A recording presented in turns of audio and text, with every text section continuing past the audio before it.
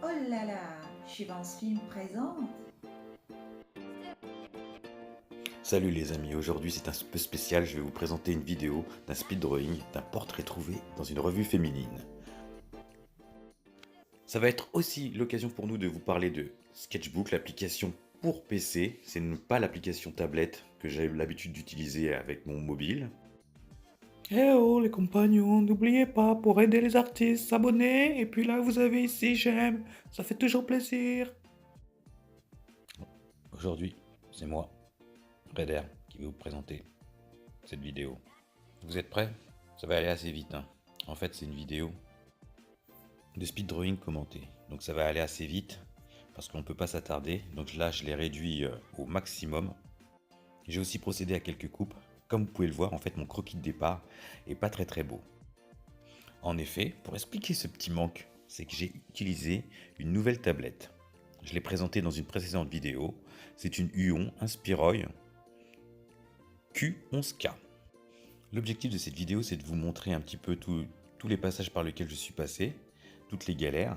Là, deuxième calque, vous voyez en arrière-plan, je recommence mon croquis, en fait. Et donc c'est pour vous dire aussi que vous pouvez réaliser des choses très bien, tout ça, parfois ça prend du temps, c'est beaucoup de petits détails, de petites choses à rajouter. C'est pas simple au départ, mais bon, tous les grands dessins, tous les grands artistes doivent passer par là, c'est-à-dire répéter et répéter les gestes et puis se tromper. Comme vous allez le voir, je me trompe beaucoup, je rectifie. Puis j'ai utilisé dans cette vidéo des techniques spécifiques qu'on utilise avec des logiciels. Ici, c'est Sketchbook que j'utilise Autodesk. La technique que j'utilise au départ, c'est une technique qu'on peut réaliser aussi en faisant un tableau classique. C'est-à-dire, d'abord, j'utilise un crayonné pour faire mon croquis avec un crayon de papier. Vous le voyez ici en surbrillance à gauche. Ensuite, j'ai utilisé des pinceaux. Donc ça, on verra après. Et parfois, j'ai utilisé l'aérographe. Donc c'est ce qu'on va voir encore parfois. Mais bien sûr, ça va aller assez vite. Donc je vais peut-être faire une vidéo de ce tuto pour une partie spécifique. Par exemple, les yeux, le nez ou la bouche. Puisque ça, c'est des points très importants quand on réalise un portrait. Vous pouvez aussi remarquer à droite le nombre de calques que j'ai utilisé. Donc j'en suis déjà au quatrième calque et c'est trop important en fait. C'est très important le nombre de calques en fait par rapport au croquis. C'est juste un croquis et là en fait je suis tellement en train de galérer avec l'utilisation de cette application que je découvre en fait sous vos yeux. C'est mon deuxième dessin. Le premier dessin ne valait vraiment pas la peine. Je vous le montre même pas tellement il était assez laid. Là je recadre mon dessin. Vous voyez, j'utilise ici le lasso pour couper et replacer mes yeux. Donc ça, c'est des techniques très spécifiques qu'on peut utiliser avec une application de dessin.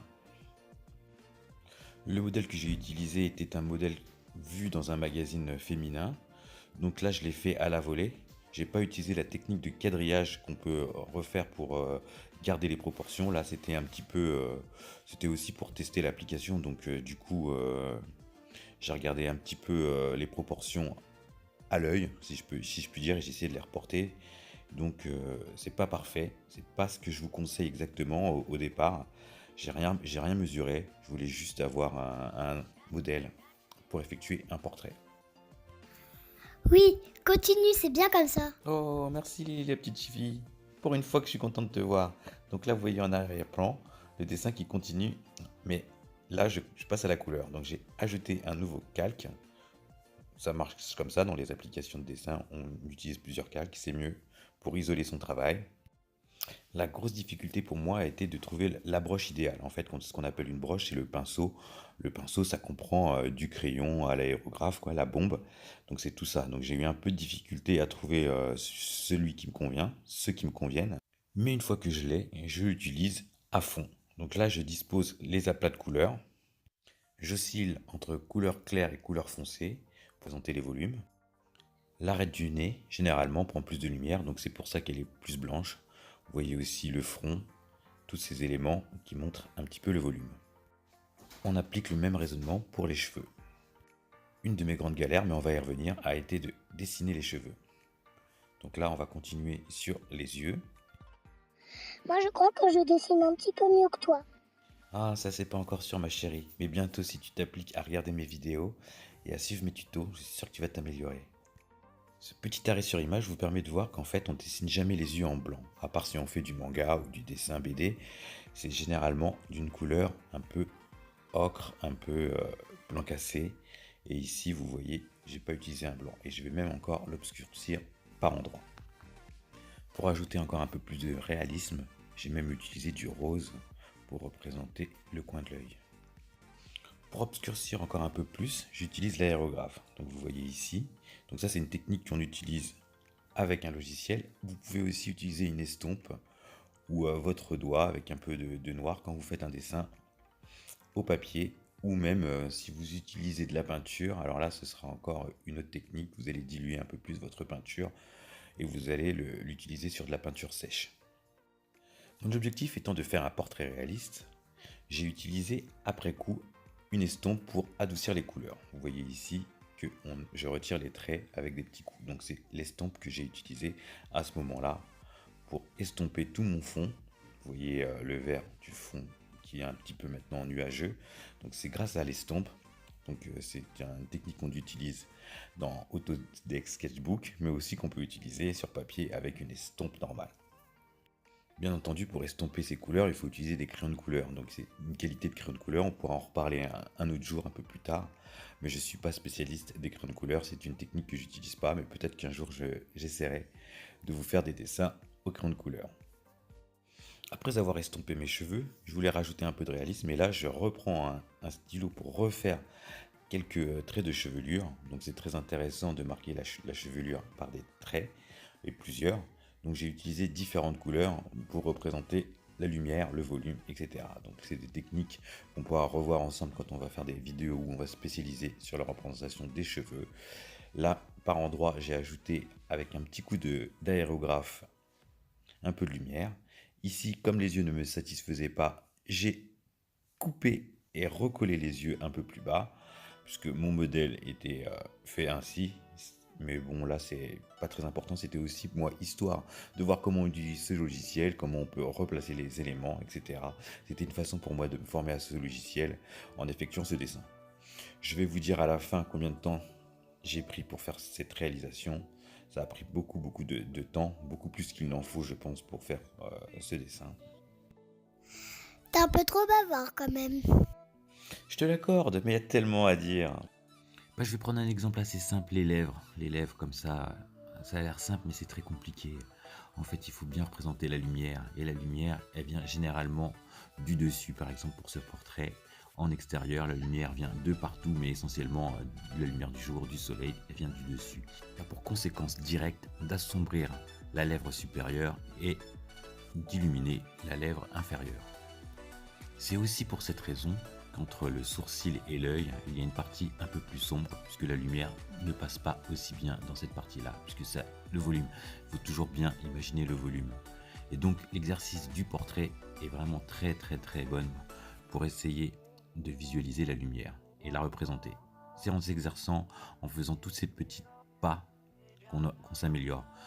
La lèvre inférieure, elle est illuminée par la lumière, mais en dessous, il faut aussi représenter le fait qu'elle n'est pas illuminée par la lumière. Donc on assombrit le dessous de la lèvre inférieure. On la décompose en deux parties.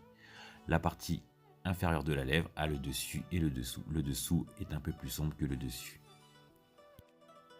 Il nous reste à peu près 6 minutes de vidéo, donc c'est le moment pour moi de vous rappeler de mettre un petit j'aime, parce que c'est très important pour les artistes. Moi ça m'encourage et j'ai eu pas mal de nouveaux abonnés, j'en suis très fier aujourd'hui. Mettez des petits commentaires, ça fait toujours plaisir. Moi de temps en temps je vais aller visiter d'autres chaînes pour voir un petit peu ce qui se fait, j'adore voir les dessins. Moi c'est ce que j'arrive à faire aujourd'hui, je suis sûr que vous aussi vous pourrez très bientôt avoir ce niveau là, parce que moi j'espère vraiment passer un cap et aller vraiment au-delà de ça.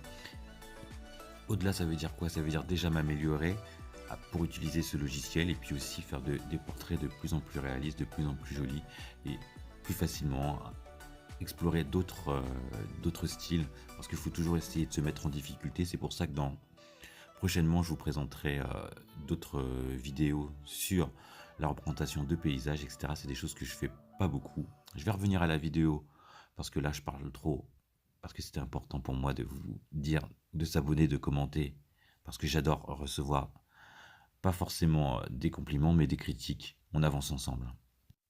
Ici, je fais un petit arrêt sur image pour vous montrer les différents aspects de la lumière quand elle arrive. Donc, sur le visage, vous voyez, les pommettes sont très lumineuses et en dessous des pommettes, vous avez une part d'ombre.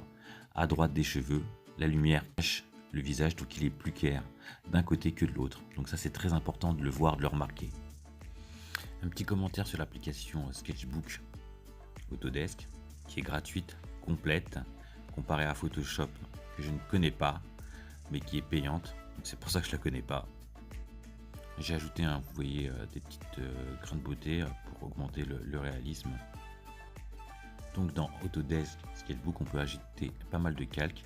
On peut même les renommer, ce que j'ai fait, vous voyez, cheveux, visage, etc. On peut ajouter des post-it de couleurs pour les regrouper par couleur. C'est plus simple, donc c'est très technique. Là, vous voyez en même temps sur mon image que j'essaye de représenter les cheveux, trouver une technique simple et rapide avec les outils, mais je tâtonne, j'essaye, etc. J'ai effectivement eu beaucoup de difficultés à trouver l'outil pour faire les cheveux et puis à me satisfaire de la représentation. J'ai eu beaucoup de mal, c'est pas simple de faire des cheveux. C'est aussi pour ça que je fais des portraits, c'est aussi pour améliorer ma technique pour créer les cheveux. Et donc j'ai tout refait, j'ai tout recommencé puisque j'étais pas satisfait de la couleur d'une part et aussi de la représentation. Et donc là je vais essayer d'arriver à un niveau un peu supérieur de ce qui était fait avant. Donc vous voyez par exemple par endroit que les cheveux sont plus clairs quand ils sont aux abords de la tête puisque la lumière ne passe pas. Quand c'est au-dessus c'est très très très clair. Donc on peut voir la couleur réelle de la chevelure mais aussi transformée par la lumière. Un autre élément important, c'est les mains. Donc là, je vais refaire les mains. Donc j'ai utilisé un nouveau calque que j'ai nommé main. Et donc j'ai recrayonné les mains pour les représenter. Elles me paraissaient un peu grandes, donc je vais les ajuster. Je vais utiliser une technique que j'ai beaucoup vue sur des tutos, donc le lasso pour peindre. Et donc ça, à quoi ça sert? Donc ça permet, je vais faire un petit arrêt sur image. Je sélectionne une partie de l'image, donc toute la main, avec une partie du bras, pour colorier. À ce niveau-là, pour moi, c'est un peu accessoire et un peu gadget, mais c'est pour colorier sans déborder. Donc, c'est pas forcément super utile. C'est une technique que j'ai voulu utiliser pour tester. Effectivement, ça marche bien et c'est très intéressant. Donc, je recommencerai à appliquer cette méthode pour d'autres dessins. Je sais pas si vous êtes en train de dessiner en même temps, mais franchement, ce serait très intéressant. C'est bien de regarder des vidéos, je vous ai déjà dit, mais appliquer les petits conseils que je peux vous donner. Et puis, s'ils sont pas suffisants, posez-moi des questions en commentaire. Mais essayez tout le temps de dessiner. Et puis, si vous arrivez à réaliser ce dessin qui est sous vos yeux, vous me le postez, vous me le mettez aussi en vidéo, et puis je regarderai, je vous dirai ce que j'en pense.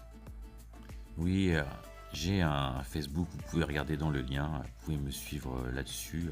C'est pas quelque chose que j'ai l'habitude de faire, puisque moi j'ai un autre travail, j'ai un métier, ça c'est un peu ma passion, donc je vous fais des vidéos, des tutos, puis j'essaye de prendre le temps qu'il faut, mais j'ai pas toujours tout ce qu'il faut comme possibilité, donc c'est pour ça que je poste des vidéos pas très souvent, de temps en temps. Activez la cloche pour avoir des nouvelles de ma part. Je peux pas vous donner d'acte fixe.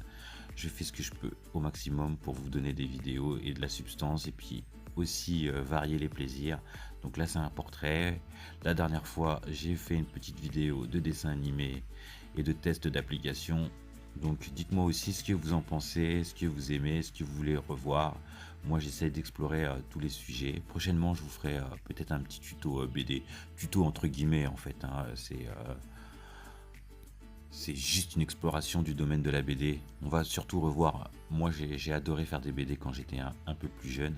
Donc on va revoir mes BD. Puis on verra ensemble comment améliorer tout ça. Je vous ai pas beaucoup commenté la réalisation des mains, vous avez vu aussi que je les ai replacées, etc. J'ai refait le tissu en fond, donc vous voyez que la lumière aussi est beaucoup plus claire en haut et qu'à l'intérieur, vers le bas du dessin, que j'ai utilisé des couleurs un peu plus grisâtres pour représenter du blanc, parce que le blanc n'est jamais blanc en peinture. Ça, il va falloir vous y faire. Le noir n'est jamais noir complet aussi. C'est aussi comme ça qu'on s'améliore en utilisant une palette de couleurs adaptée à son dessin. La vidéo touche à sa fin, donc je vais vous mettre à la fin le dessin réalisé. Et puis si vous voulez donner un petit coup de boost à ma chaîne, n'oubliez pas, partagez aussi la vidéo, ça peut faire plaisir à des gens. Vous pouvez en aider certains. Et puis moi, c'est moi que vous aidez là-dessus. Je trouve que mon dessin a encore pas mal de défauts. Mais comme c'est ma première réalisation avec cette nouvelle tablette graphique, donc j'en suis assez satisfait, je suis assez fier. Donc je l'ai signé comme d'habitude, ça me fait toujours plaisir. Moi, depuis que je me suis abonnée à ta chaîne, je dessine de mieux en mieux.